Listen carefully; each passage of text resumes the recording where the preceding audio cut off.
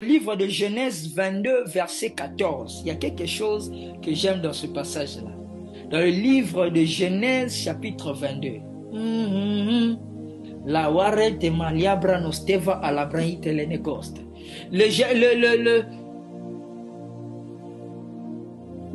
Ce passage de Abraham avec son fils, lorsque Dieu lui a appelé, il lui a dit, Dieu lui a demandé plutôt de lui donner, de sacrifier son fils Isaac. J'aime le verset 2. Avant qu'on puisse aller dans le verset qu'on doit lire, Dieu lui dit, ah mon Dieu. Le verset 1, la Bible dit, après ces choses, Dieu mit Abraham à l'épreuve et lui dit, Abraham, il répondit, me voici. Verset 2, il dit, Dieu dit, prends ton fils. C'est ton fils, ton unique, celui que tu aimes, Isaac. Je me suis posé la question, mais pourquoi Dieu n'a pas directement allé prendre ton fils Isaac?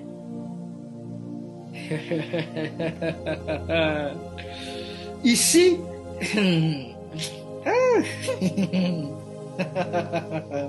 ici, Dieu n'était pas en train de demander seulement un être humain. Non, Dieu était en train de demander quelque chose au-delà de l'être humain. Dieu était en train de demander son fils, numéro 2, son unique. Le seul qu'il a, le seul en qui il met sa confiance, en qui il a des projets. Elle dit, celui que tu aimes. Quand Dieu te demande, ceci oh, Mikla et des Paranatos, ceci nous enseigne quelque chose. Quand Dieu te demande de faire un sacrifice, il y a toute une multitude de choses qui est dans ce mot-là, sacrifice. Quand Dieu te dit de faire un sacrifice, ce n'est pas quelque chose de léger qu'il va te demander. Il va te demander de prendre ton fils, quelque chose qui est près de toi, qui est cher à toi. Ton unique. Oh Seigneur, je n'ai que ça, je compte sur ça, ceci, cela. Le projet sur lequel tu comptes là, Dieu peut te demander ça. Oh Seigneur, ce temps ici, j'ai préparé ça pour faire ça. Le temps que tu prends, le temps précieux là, c'est ça que Dieu va te demander. Il dit, prends ton fils, ton unique, celui que tu aimes, Isaac. Donc Isaac était la combinaison, était tout un système qui contient l'amour d'Abraham, qui contient la chose que Abraham a d'unique et le fils d'Abraham. Quand Dieu demandait Isaac, il ne demandait pas, parce que tu peux sacrifier Isaac, mais tu gardes l'amour. Tu peux sacrifier Isaac, tu gardes ton unique. Tu peux sacrifier cela, mais tu ne sacrifies pas les choses importantes dans ce sacrifice-là. Le problème n'est pas de faire un sacrifice. Le problème est quelle est la valeur du sacrifice que tu fais. Et la valeur du sacrifice que tu fais n'est pas d'abord attachée au sacrifice que tu fais. C'est attaché aux choses qui composent ces sacrifices-là. Quelles sont les choses qui composent ces sacrifices-là que tu veux faire pour Dieu? Tu comprendras ces choses lorsque tu liras l'histoire de Caïn et Abel. Les deux ont construit des autels, ils ont offert à Dieu. Mais l'un a été accepté, l'autre n'a pas été accepté. Bon, cela n'est pas le sujet. Avançons. Il lui dit, va à ton pays de Morija et offre-le en holocauste l'un des montagnes que je te dirai. Continuons. En fait, là où je suis en train d'aller, c'est dans le verset 14. Vous connaissez cette histoire? Il a pris son fils comme on lui avait donné et il est allé. Les Roscamia la Paranatouze. Il y a quelque chose encore qu'il a dit à ses serviteurs avant d'arriver au verset 14. Il y a un endroit ici, là, il a dit à ses serviteurs, vous restez ici, moi et l'enfant, nous irons en haut pour adorer. Je cherche l'endroit là. Voilà, le verset 5. Il dit, et Abraham dit à ses serviteurs, restez ici avec l'âne. Moi et le jeune homme, nous irons jusque là pour adorer et nous reviendrons auprès de vous. En réalité, il y a un problème ici que Abraham est en train de nous... Abraham, Dieu ne t'a pas dit d'aller adorer. Dieu t'a dit d'aller offrir Isaac en sacrifice. Pourquoi Dieu parle du sacrifice et Abraham parle d'adorer? Abraham nous apprend ici quelque chose de très important. Abraham nous apprend que notre adoration est qualifiée comme adoration devant Dieu lorsque notre adoration est un sacrifice devant Dieu. Quand tu adores Dieu, n'adore pas Dieu comme tout le monde. Laisse que ton adoration soit un sacrifice devant Dieu.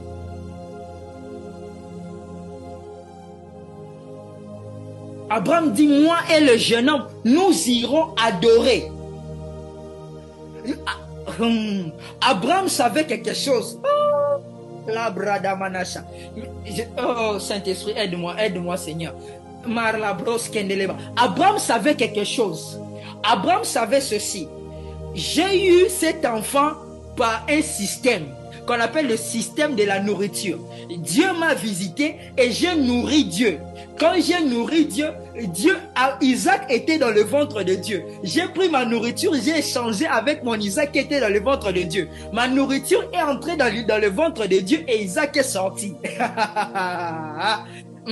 Suivez-moi. Et lorsque maintenant,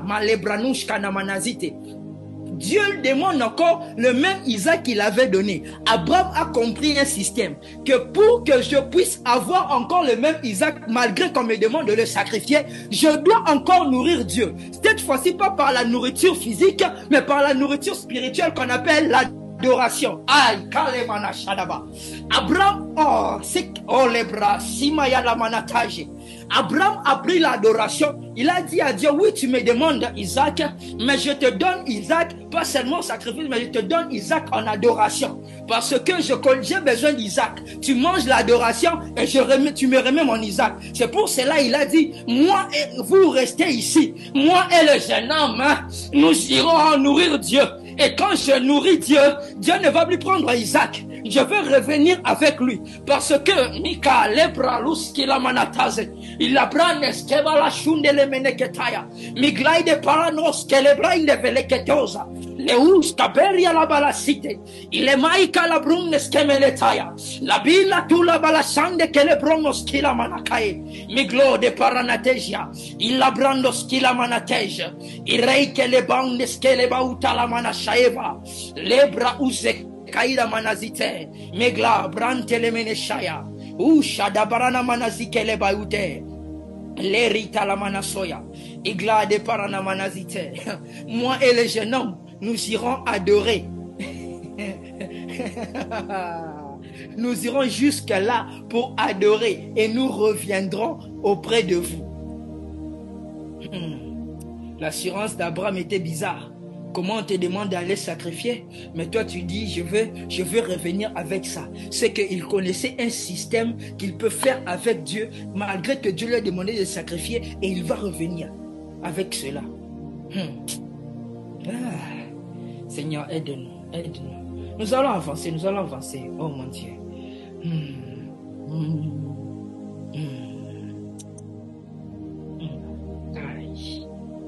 Cette histoire, c'est parmi les histoires les plus mystérieuses de la Bible.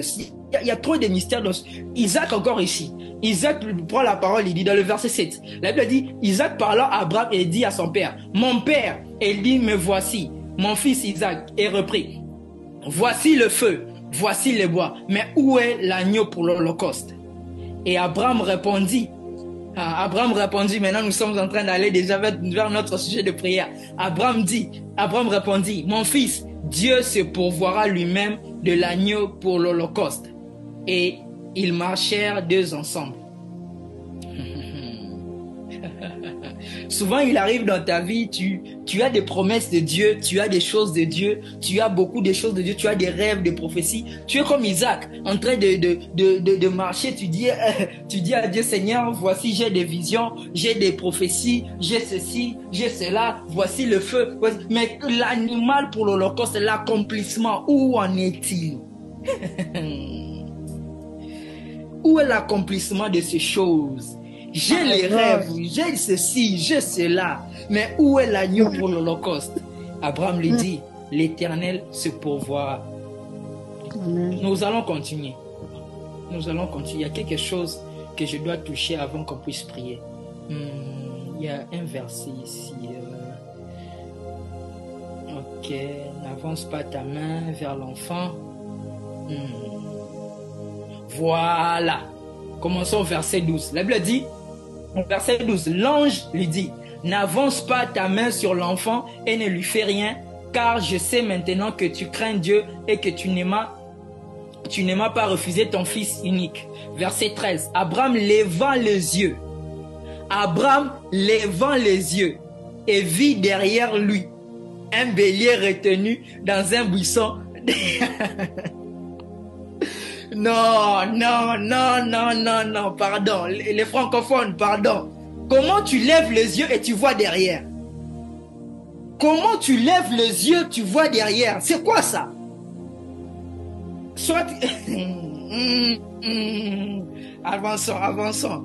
Oh, chalet pralouski anamanatazi. La Bible dit, Abraham levant les yeux. Juste la phrase là, Abraham levant les yeux, virgule. C'est toute une formule spirituelle qu'on doit expliquer. Je vais arriver. Abraham levant les yeux et vit un bélier derrière. Dans un buisson par les cornes, Abraham alla prendre le bélier et l'offrit en holocauste à la place de son fils. Abraham donna à ce lieu le nom de Jéhovah Jireh. C'est pourquoi l'on dit aujourd'hui à la montagne de l'Éternel sera pourvue. Il s'appelle Jéhovah Jireh. Mais Jéhovah Jireh est une dimension de Dieu qui pourvoit. Bien sûr, nous connaissons cela. Mais c'est un système. Et quand tu fais face à un système, tu dois savoir comment travailler le système pour que le système puisse travailler pour toi. Tu peux avoir un téléphone sophistiqué qui a tout un système, beaucoup de choses à l'intérieur de bon, même l'Internet. Mais si tu ne sais pas utiliser l'Internet, l'Internet ne pourra pas te servir malgré que tu as l'Internet. Parce que l'Internet, c'est un système. Tu peux avoir WhatsApp dans ton téléphone, mais si tu ne sais pas utiliser WhatsApp, WhatsApp ne pourra pas te servir comme tu le veux. Et c'est la même chose ici avec Jéhovah Jireh. Dans le cas d'histoire d'Abraham, j'aime quelque chose. La Bible dit, revenons maintenant au verset 13. La Bible dit, Abraham levant les yeux.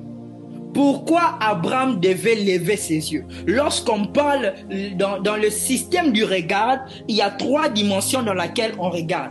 Il y a le regard vers le haut, le regard horizontal et le regard vers le bas.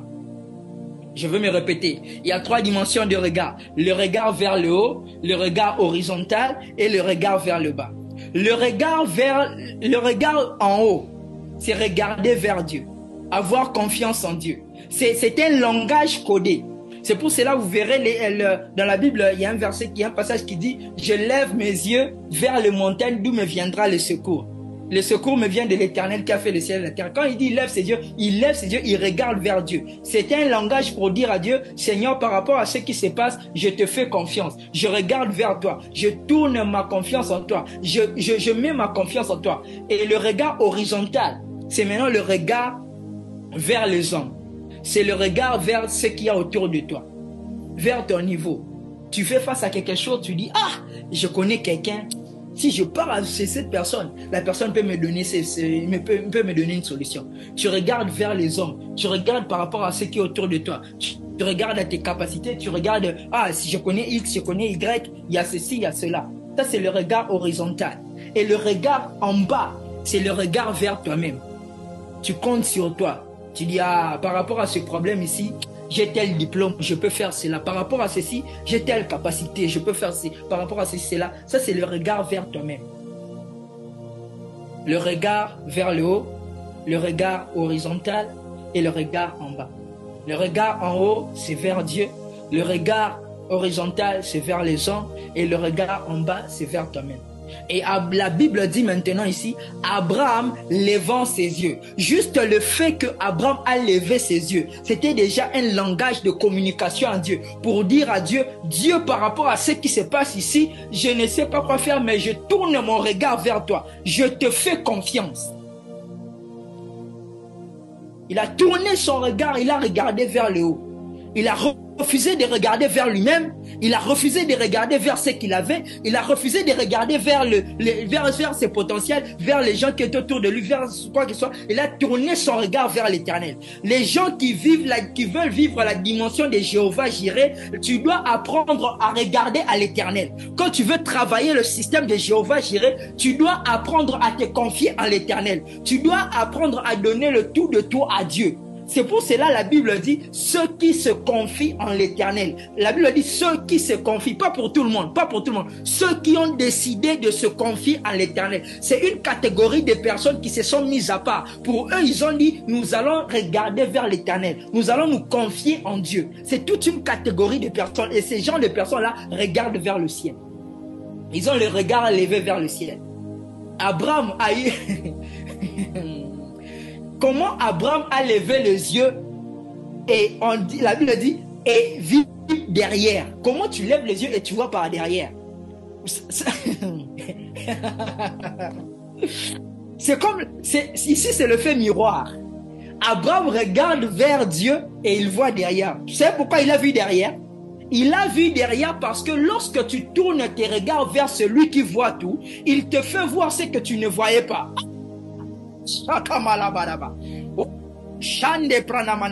Bien-aimé, dans la dimension de Jéhovah Jireh, tu ne peux voir que ce que tu ne vois pas lorsque tu sais tourner tes regards vers lui. Lorsque Abraham a tourné ses regards vers Dieu, Abraham a commencé à voir ce qui était derrière lui.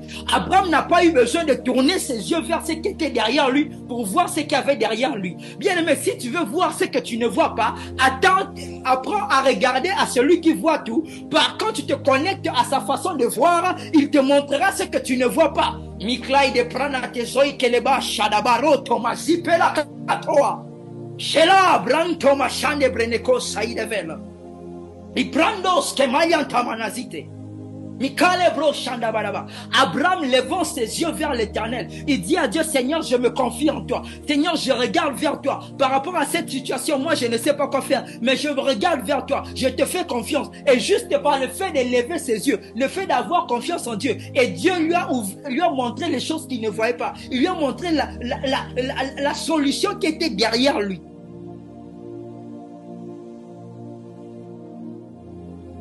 Tu veux voir ce que tu n'arrives pas à voir. Regarde vers celui qui voit tout. Tourne tes yeux vers celui qui voit tout.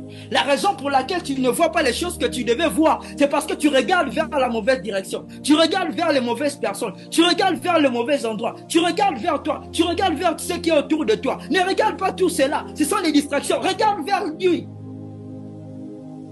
Regarde à Dieu. Regarde à Dieu. Les gens qui travaillent le système de Jéhovah Jireh, ce sont les gens qui apprennent à regarder vers lui.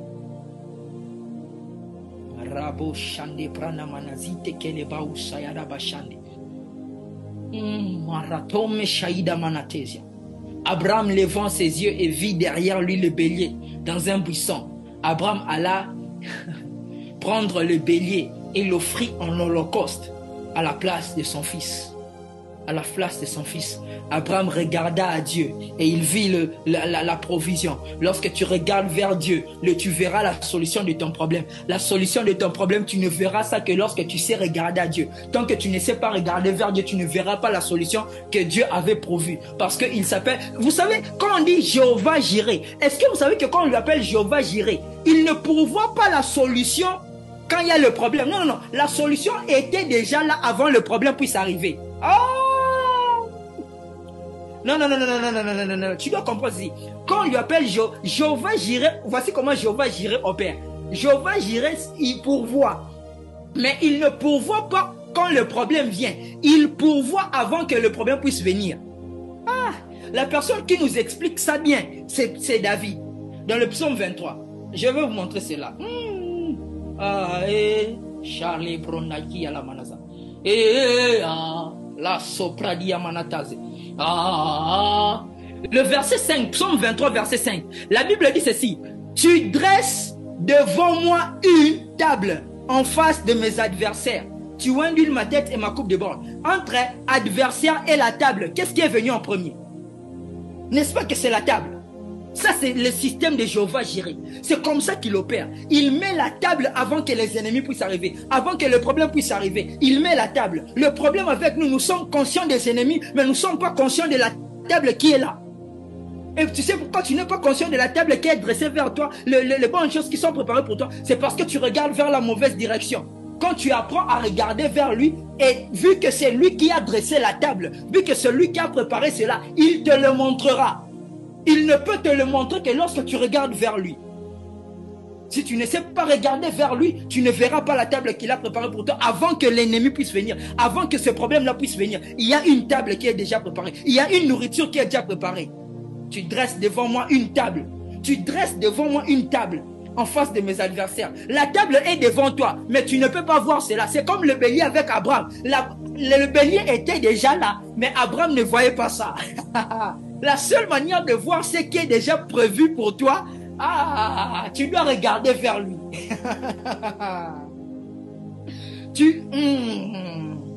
Et quand tu regardes vers lui, c'est se confier en lui, mon Dieu. Je ne sais pas pourquoi le Saint-Esprit m'amène à prêcher.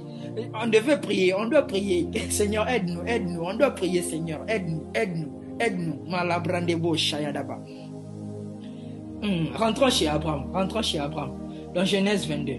Rentrons chez Abraham au verset 14. Verset 14, verset 14. Et les calibres en devanatuzeid. La Bible dit, Abraham donna à ce lieu le nom de Jéhovah Jireh. C'est pourquoi l'on dit aujourd'hui à la montagne de l'Éternel, il sera pourvu. Et nous allons voir un dernier verset, nous allons prier on va faire la prière de Jéhovah Jireh. Nous allons voir le livre de Philippiens, verset 4, 19. Philippiens 4, verset 19. Elohim Adonai.